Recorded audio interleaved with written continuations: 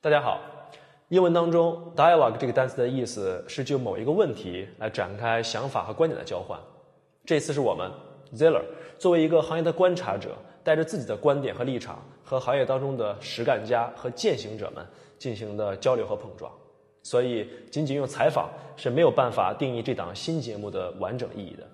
而今天我们第一次对话当中的人和事儿，一定牵动着很多人的心。摩托罗拉回来了。Hello Moto， 2年之后，我们终于又听到了这句久别重逢的问候。对于经历了当时摩托辉煌时代的每一个人来说，今天这句问候蕴含了远比亲切更加复杂的情感，它蕴含了更多的期待和疑惑。为了解开这些疑惑，我们请到了摩托罗拉的总裁 Osterloh 和用户体验高级副总裁 Jim Weeks， 完成了摩托回归之后的第一个独家对话。这里面我们和 Rick 一起探讨了摩托的涅槃重生，与 Jim 一起讨论了重生之后摩托全新的设计哲学。我们来一起听一听他们怎么说。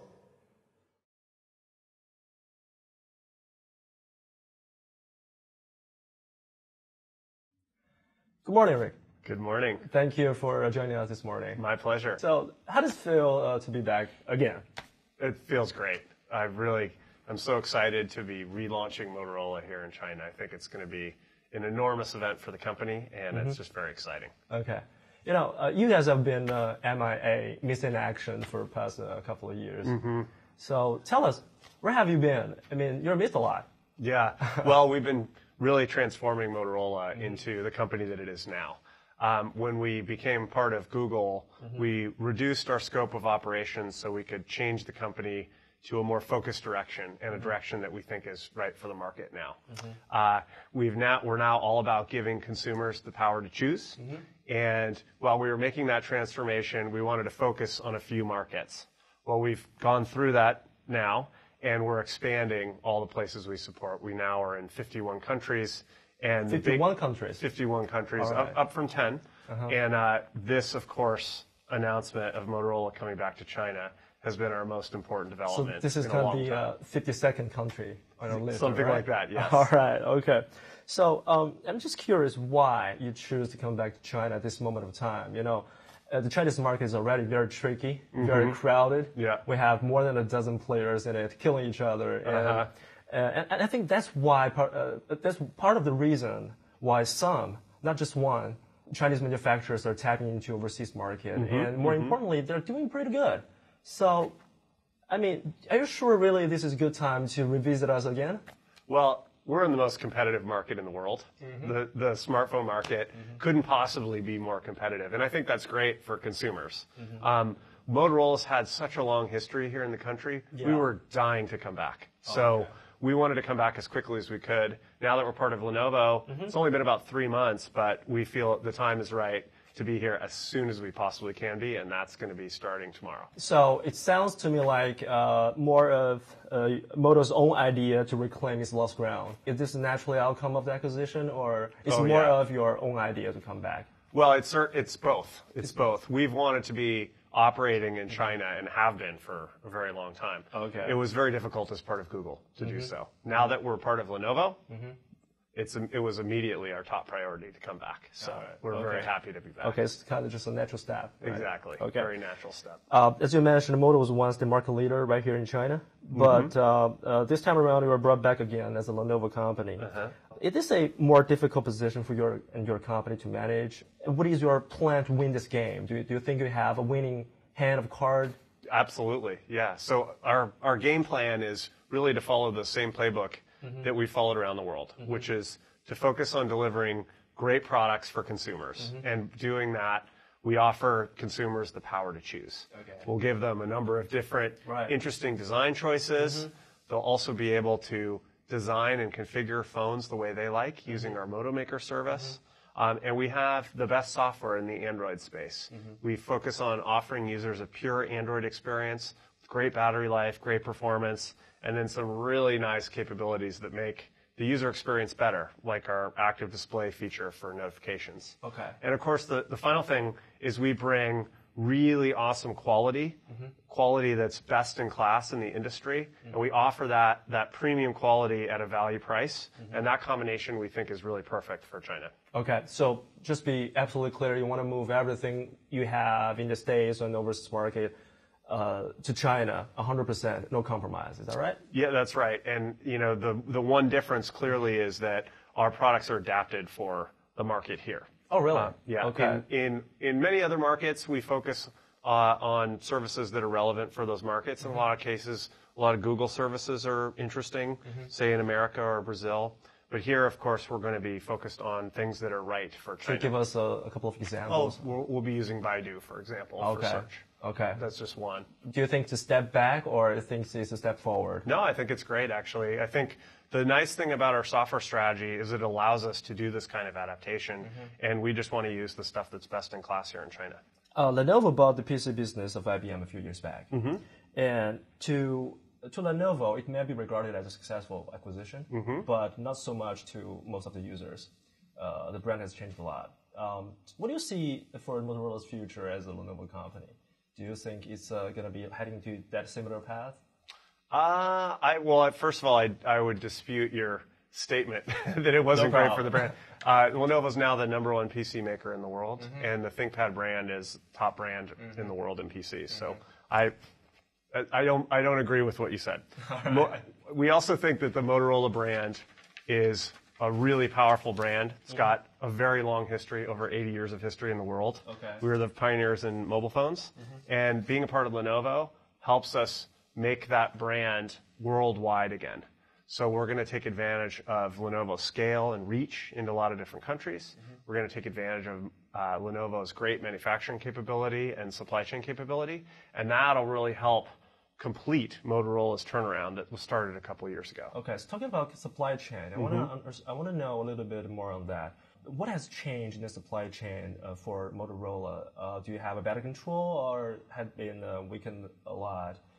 Because Moto has been bring down their business scale for quite a while now. Yeah. So. Well, one of the things we did, we definitely changed our supply chain quite a bit. When we created the Moto Maker service for our products, we had to totally reinvent how our supply chain worked. We had to make it so that we could configure devices into 4,000 different combinations, and that's something that's never been done in the phone business. So it was quite a huge effort to do that.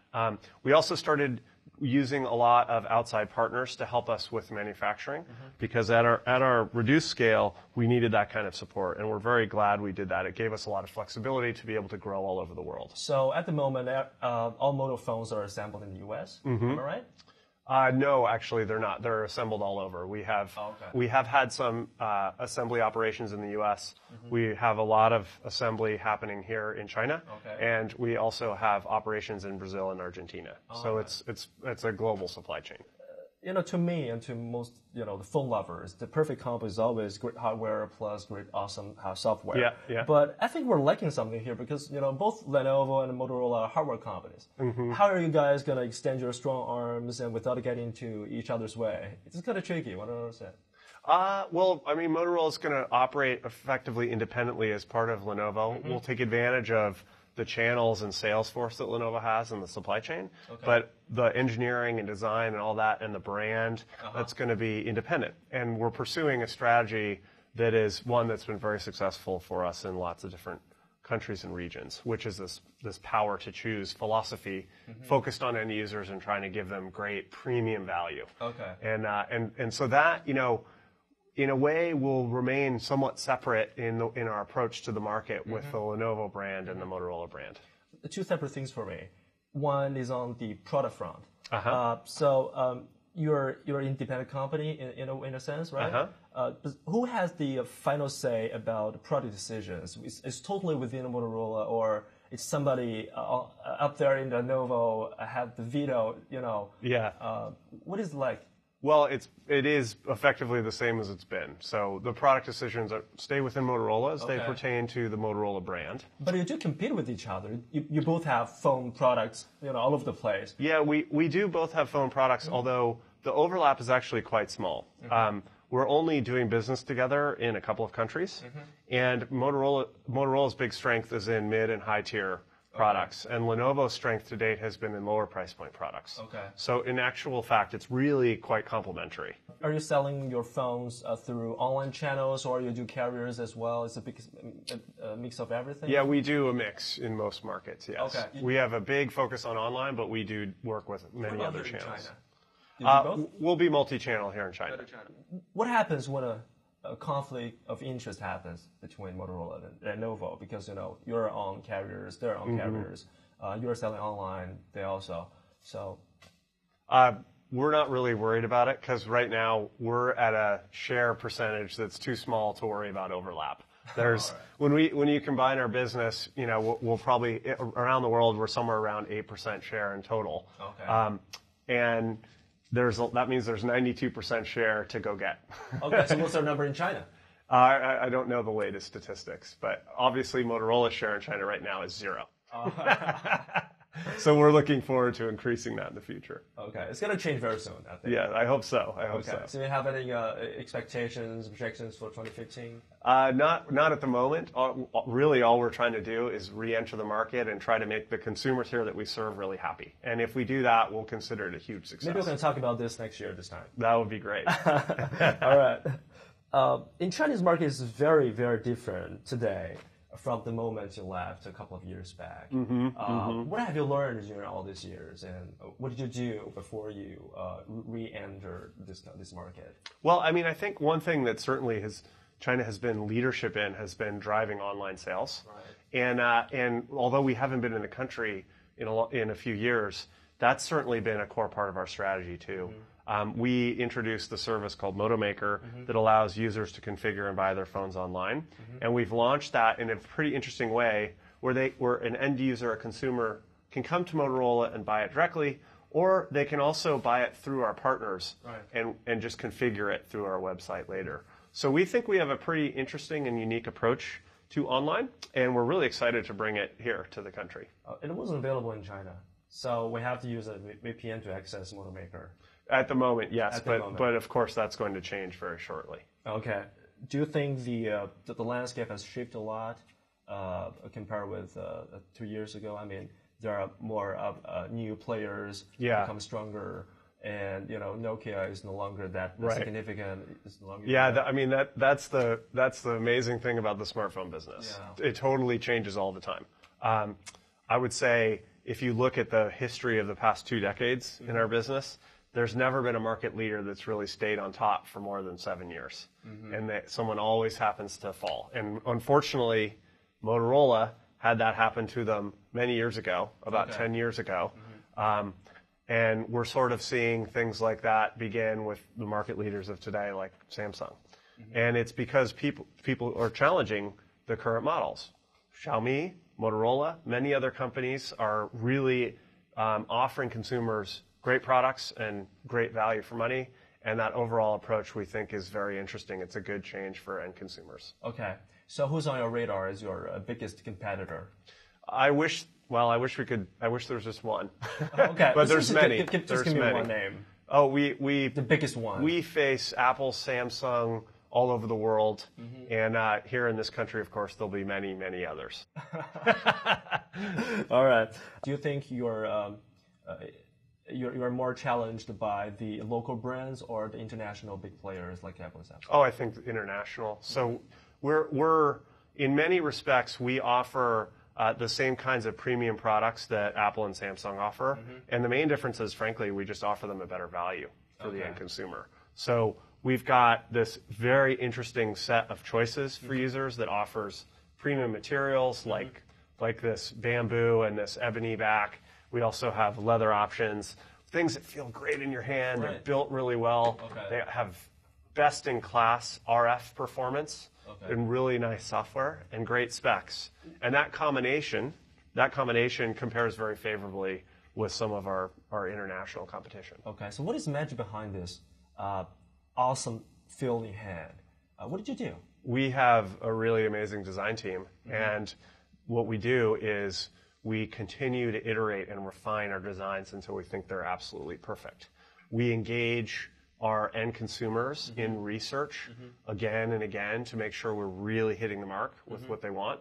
I think we just have a phenomenally strong and talented team. So that's how we end up with products like this. Okay, so you invite customers all over the world, or you do region specific? All research? over the world. We look all over the world. Yeah, okay. and we find a lot more commonality all over the world than we find differences. Okay. And especially in things as they pertain to industrial design. Okay, so I think all the design work is happening in the States, right? Yes, that's right. Well, okay. we do have design offices all over the world. We have designers here in Beijing. Okay. We have designers in Brazil, and we have designers in the States. So, is it correct to say that this is a collaborative effort of designers around the world? Oh yes, okay. Absolutely. So any plan to set up a new R&D center here in China again? We've been hiring here in China. Oh. We have certainly over 100 employees here in the country, and we'll be growing that as time goes on. And of course, Lenovo has a huge presence here, and we'll start to take advantage of the resources that Lenovo has in China. Okay. It's kind of interesting that there's a saying in this industry that Motorola in China was kind of like the West Point Academy for the communication industry. Mm-hmm. A lot of the industry veterans have joined other local companies right after you left this market. So I think it's safe to say that you are competing with people who know you well. Okay. Does this worry you at all? No, not really. Actually, it makes me proud. Oh, okay. So I think it's really a wonderful thing in Motorola's history that we've been able to have a lot of successes in the past and hopefully help society in general by training people into great engineering discipline, great management philosophy to build great products. And that helps everyone. I think a lot of those, I'm very proud that a lot of those people have gone on to do great things after Motorola. And I think the new Motorola is actually quite different than the old Motorola in some respects, but some of the core stuff does remain the same, like great engineering innovation and great focus on products. So, I wish they all stayed with us, but certainly we're very glad that we've been a pioneer in the industry that's trained a lot of people on how to build communication products.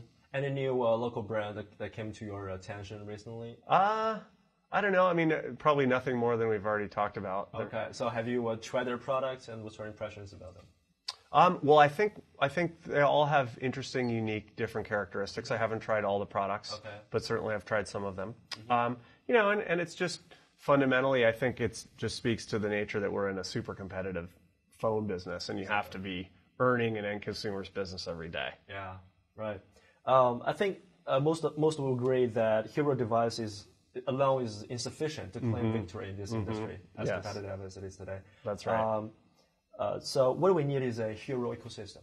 Do you have any plan on that? A hero ecosystem. Well, I mean, I think the way that we've been working in general has been partnering with people who have great ecosystems. And around the world, obviously, we're very committed to Android in general, which we think is the best ecosystem around. And so we're going to continue with that strategy. But you're also making a lot of accessories, hardwares, this kind of stuff. Yeah, that's right. That's right. We have, one example.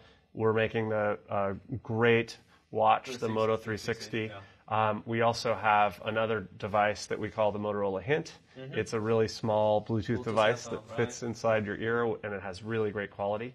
And we have lots of different other options like cases and power packs and things like that just make the end user experience a little bit better. Where are you heading with all those stuff?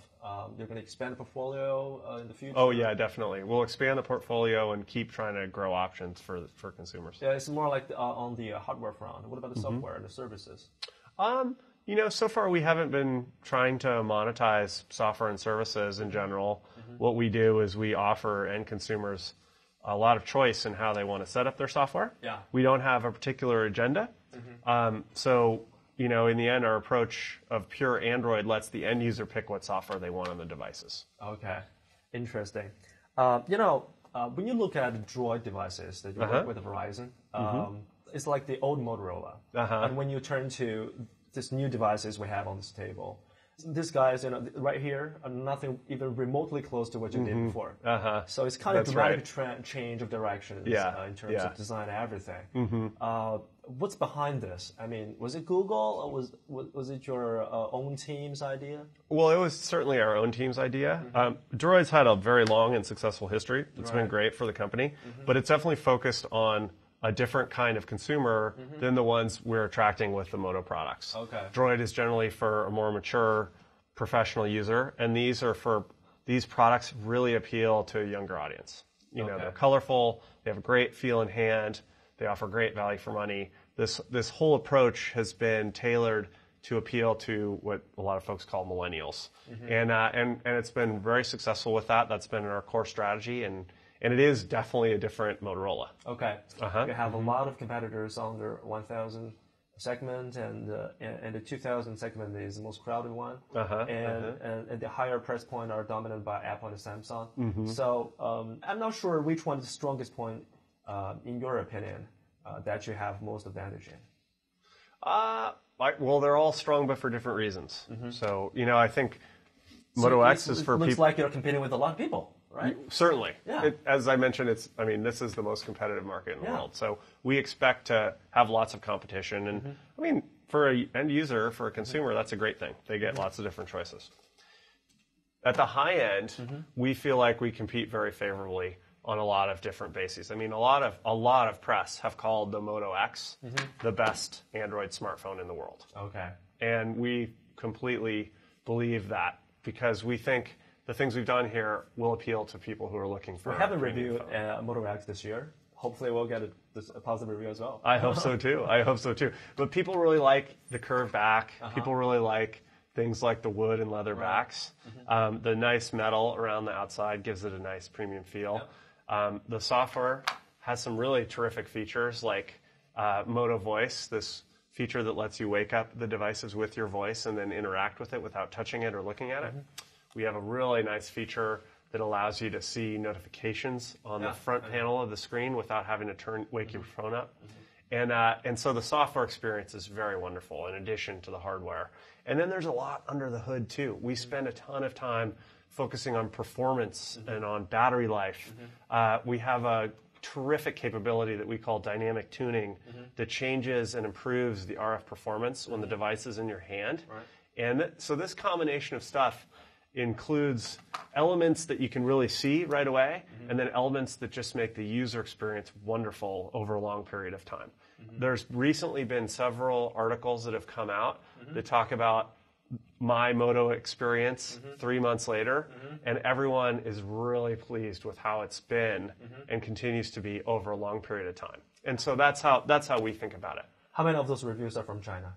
None so far, and we're dying to get our products here so that we can get reviews in this country. I think that's really exactly the tricky point here, because we have some bamboo cover, finish here in China as well, like OnePlus and Xiaomi. They're all making this wood cover and all this kind of stuff.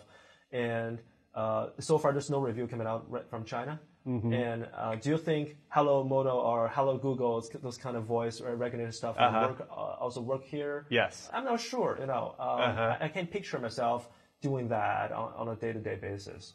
I think people will find ways to use it, and they found ways to use it in ways that were quite interesting to us. It's certainly a feature that, in general, people use when they're in their car or when they're at home alone trying to interact with their device in a way that's easy when their hands are full. And so those scenarios can pop up in many different ways, and I look forward to seeing how people end up using it here. Okay, so last but not least, what is the single most important message you want to send to the Chinese customer about this grand comeback of Motorola? Well, first off, I think we're just absolutely thrilled to come back to China. This has been a huge part of Motorola's history. We were one of the first international companies to come and do business inside China, and we're thrilled to be back. And we hope that you like our products. Our end goal is to try to get end users the best possible products in the industry and give them the power to choose. And that's all we're about. So we can't wait to come back and start selling here and start working with end users on great products. All right, fantastic. Thank you. Thank you very much for your time this morning. Thank you for your time. There's a lot expected in 2015 from Motorola. Yeah. And it's good to have you guys back. Thanks so much. Good luck. Thank you very much. Thank you. 作为全球战略的一部分，我们感受到摩托的回归不是一种选择，而是必须。加入到联想旗下，释放了摩托重新回归中国的可能性。如果用一个 T 字来形容摩托的战略，那么加入联想可能会让 T 字那一横变得更强，让摩托的业务在全球取得更加广泛的成功。但是作为有情感牵绊的中国用户来说，我们更想知道的是摩托如何针对中国来拓展深度，就是加强那一竖。当谈到本地化的时候，我们听到摩托的硬件和软件，它的宏观策略是不会改变的，仅针对中国市场做一些适应性的调整，比如说去对谷歌的服务进行替换和对 TD 网络的优化。而在我们的字典里，这些都不能算是严格意义上的本地化，或者也只能叫做一种开始。所以我们目前得出的一个理性认识是，联想的中国身份并没能改变摩托的国际属性。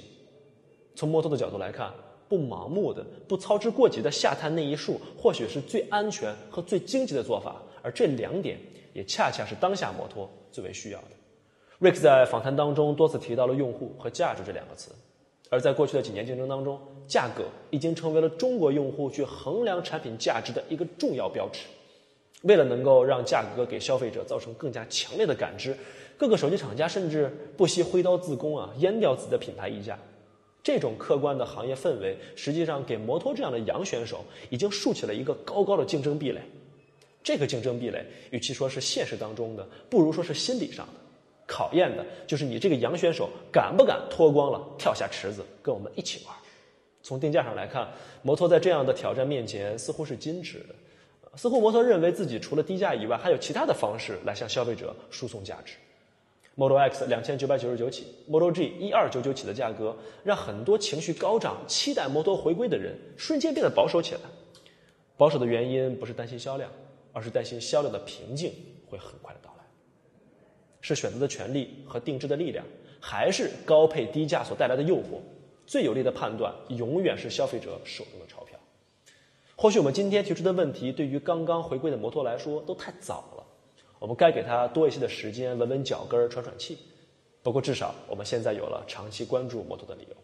下集我们会与摩托的用户体验高级副总裁 Jim Weeks 讨论涅槃重生之后摩托罗拉的产品哲学。